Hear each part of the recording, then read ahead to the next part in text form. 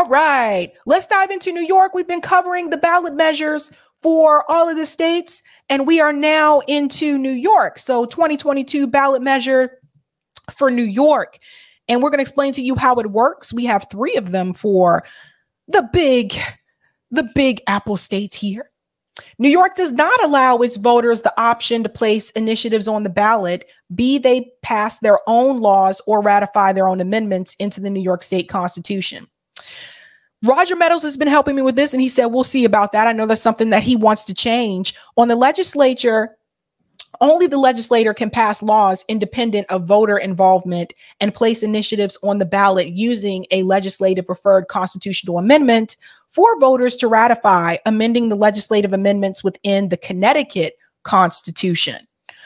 The first measure, New York Proposal 1, Environmental Bond Measure. This passed by 67.62%, where a yes vote supported issuing $4.20 billion in general obligation bonds for projects related to the environment, natural resources, and water infrastructure, as well as projects classified as climate change mitigation.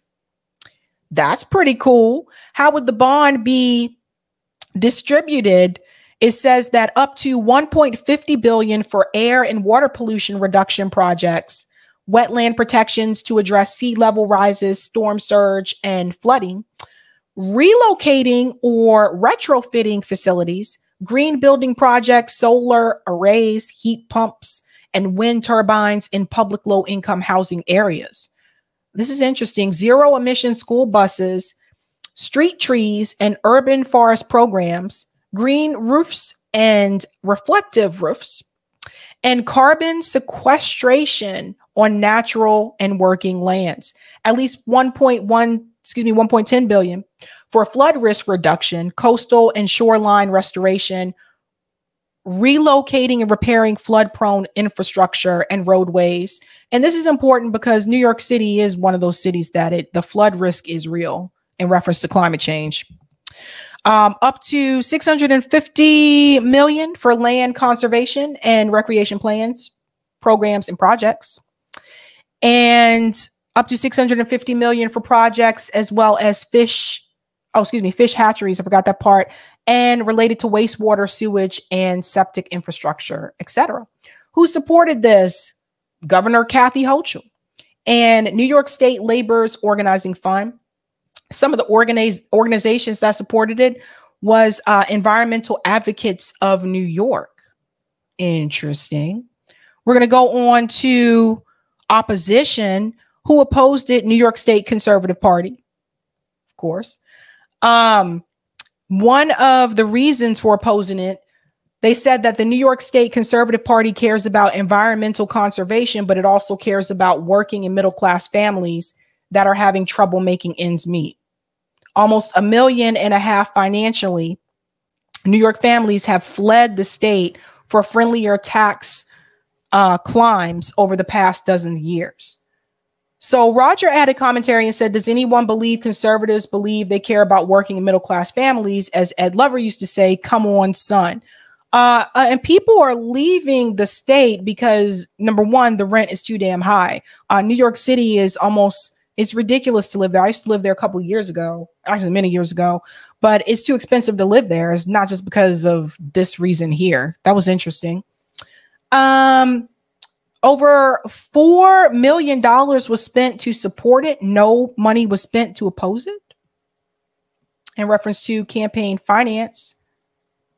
And then we're moving on to, there's only one for New York. I'm sorry. I thought there were 3 for New York. Well, let's look at the donors. The following were top donors to the committee. I think this is important.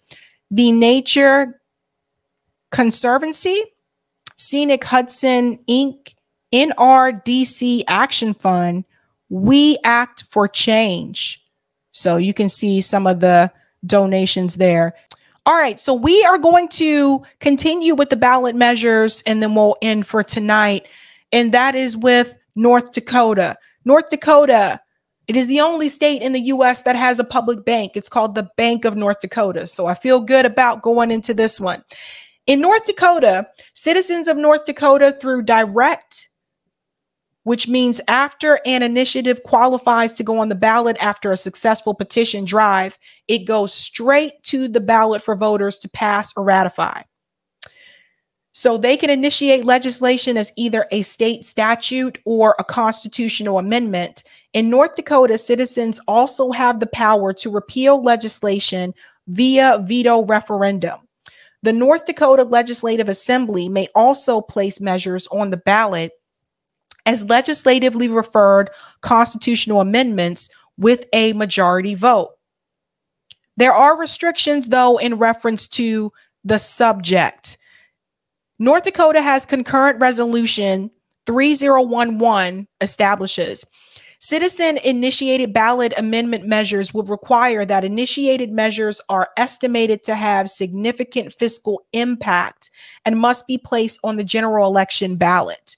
It would also prohibit the approval for circulation of any petition to initiate a constitutional amendment that would make a direct appropriation of public funds for a specific purpose or require the Legislative Assembly to appropriate funds for a specific purpose. Roger has a note here and said, these slick mofos, Sabbies, you see this. Remember when I said it's always better to ratify an initiative as an amendment using the citizen-initiated constitutional amendment, rather than run it as a citizen-initiated state statute where they can come in and repeal it, weaken it, or alter it without having to ask you, unlike they would if it were an amendment. So the purpose of this is to force North Dakotans to push more CIS just for them to muck it up later. When it comes to what citizens want their taxes to fund, the state legislator wants to be the sole arbiter of what you pass gets funded and how much of it gets funded. However, legislative alteration. The North Dakota Legislative Assembly may not amend an initiative or appeal an initiative for 7 years without a 2/3 majority vote. That's huge. Voters can pass laws to put what money they want towards initiative laws without having to ratify and worry about the government messing with it unless it is a 2/3 vote. What I do is have an amendment to make 66% vote needed to overturn kick in after 7 years. So in order to the number required. So this part's important as well. North Dakota does not have a voter registration system. The number of signatures required is tied to the population reported by the last decennial census. As such, any U.S. citizen who is at least 18 years old and who has resided in the state for at least 30 days may sign an initiative petition. 2% of the population for state statutes and veto referendums are the number of signatures required for ballot access. 4% required for constitutional amendments, and 25% of the votes cast for the particular office in that election for recall signatures must equal. Officials in Congress are exempt from recall. So let's go ahead and get to the first measure. North Dakota Constitutional Measure 1, term limits for the governor and the state legislator initiative. A yes vote supported limiting the governor to serving 2 4-year terms and limiting state legislators to serving 8 years in the state house and 8 years in the state senate. Look, I'm all for term limits, so let me go on. This passed. It was ratified by 63.43%. Woohoo! Who supported this? An organization called U.S. Term Limits. And then who opposed it? North Dakota Senate Majority Leader Rich Wardner. Interesting. And a former official, former Lieutenant Governor of North Dakota, Lloyd Omdahl. Interesting name. Campaign finance money. There was no campaign finance money spent to oppose it, but there was over $27,000 that was spent to support it. So that's interesting. So Roger has a note here. He says, I think I'm ready to pack up and move. The first ever and still only state public bank in the nation. Direct initiatives to both pass and ratify, as well as repeal state laws and amendments. And now term limits. Let's see if I can get the Peltiers to push single payer and introduce a special lending program with the Bank of North Dakota that issues out loans specifically to co-op startups and to workers who wish to purchase the company. When the economy starts going south, I'm heading to North Dakota. I need to reach back out to the Peltiers to get a confirmation date. But yeah, for those of you who don't know, a friend of mine from high school actually moved to North Dakota. This was like a couple years ago. It was random too. Anyway, he moved to North Dakota for a job, and he told me that North Dakota had more jobs than people. And I thought he was exaggerating, but apparently he was paid very well. And he said the housing was really cheap. So he lived there for like 2.5 years, saved up his money, moved back to North Carolina, and bought a house. So I don't know. Apparently there's something happening in North Dakota. They do have a public bank, and that can help them get some of these initiatives passed. Number 2, North Dakota Statutory Measure 2, Marijuana Legalization Initiative. Now, this one blew my mind.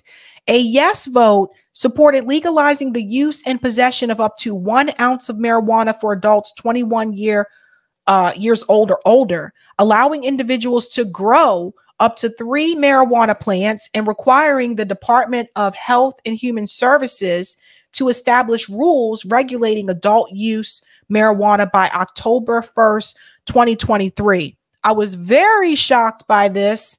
This did not pass. It failed by 54.94%. Yikes. I was really surprised by this one. The public bank state didn't want to legalize marijuana. Very strange to me. So there's a lot of hoopla there. So who supported it? State Rep Matthew Ruby, some of the organizations, New Approach Advocacy Fund, Marijuana Policy Project, to name a few. But who opposed this? So it was opposed by the Greater North Dakota Chamber, the Catholic Council, Medical Association, Peace Officers Association, Petroleum Council. Why is the oil industry? Okay. Here's one of the arguments why they opposed it. This is Mark Jortsma of the North Dakota Family Alliance. I could go into a long litany of the harmful effects of recreational marijuana. Okay. It is addictive and has adverse effects on mental health and intelligence. Dude, this is so like 1965 propaganda here. Like, who still says that about marijuana today? Driving while acutely intoxicated with marijuana greatly increases the risk of fatal motor vehicle collisions. And states with legal use of recreational marijuana have seen substantial increases in marijuana-related DUIs. The lack of reliable testing methods is a direct threat to workplace safety. Are you kidding me? In 2023, people still hold those views? Oh, man, that's hilarious. Okay. In reference to, that's right, but alcohol is totally legal, hypocrites. I totally hear where you're coming from. Okay, campaign finance money in order to oppose, over $4,000 was spent to oppose it. Over $600,000 was spent to support it. Usually, when there is more money spent to support it, usually it would pass. In this case, that did not happen. So that's interesting. This is very odd. Like, who still has like these draconian views like in 2023? So Roger put a commentary here. I would have loved to have seen this pass for the simple fact of the matter that since the Bank of North Dakota replaces the FDIC as the insurer for community banks and credit unions, this would allow them to take in profits made from the cannabis industry. The problem with legalizing cannabis is that it is still illegal federally, and therefore any bank that is FDIC insured must abide by federal banking regulations, which means they cannot take in profits from ill-gotten gains. Therefore, they would be up to the state or the municipality to handle that, and passing this legislation would have been perfect. That is very weird. And there's an update alert. North Dakota government just passed a law, a punitive draconian law. I told you these draconian rules, like that levies heavy fines and harsh prison sentences for not being careful when going through the process of qualifying initiatives to go on the ballot. This is really to scare the grassroots from even attempting to do direct democracy. Now, according to the link below, this fool wants to run for president. He will make his announcement June 7th, my guess right after he signs this bill into law.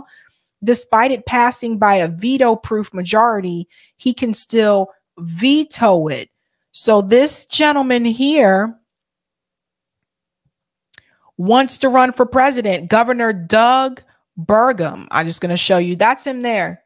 This is the guy who wants to make direct democracy, which ballot measures are direct democracy. He wants to make that more difficult. And he's thinking about running for president. What a joke. Let me get out of here. Solution: voters push a veto referendum to repeal the entire law. In addition, now, while the proceeding is a law passed by the government, the following below is a constitutional amendment imposing new requirements to qualify citizen initiatives for the ballot. So here we go. I'm not going to be able to read all of this. I really have to. I'm past my time. But anyway, to make a long story short, it says that voters also would have to approve such measures twice in the primary and general elections. The double approval requirement would not apply to amendments proposed by the state legislature. Currently, voter-initiated amendments only need to be approved in one election. What is the solution? North Dakotans can reject ratification for the simple fact that they are making you vote twice on your own initiatives in two separate sessions that you put on the ballot, but do not require themselves the same legislator initiative amendments, which only needs one legislative session to pass before it is put before the people for ratification.